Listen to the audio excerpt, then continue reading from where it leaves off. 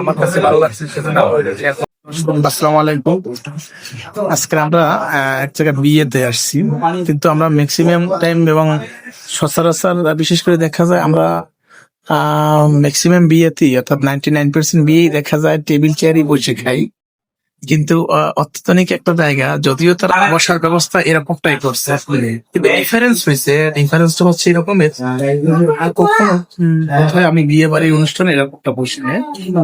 আজকে প্রথমে বিয়ে অনুষ্ঠানে এইভাবে একটা পরিবেশের সাথে অ্যাটেন্ড করলাম, যেটা দেখে আমার নিজেরও খুবই ভালো লাগছে। সেটা আপনাদেরকেও শেয়ার করলাম।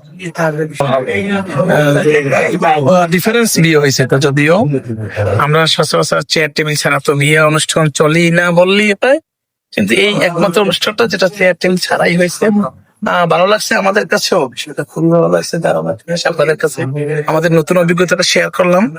ধন্যবাদ, সবাই ভালো থাকবেন।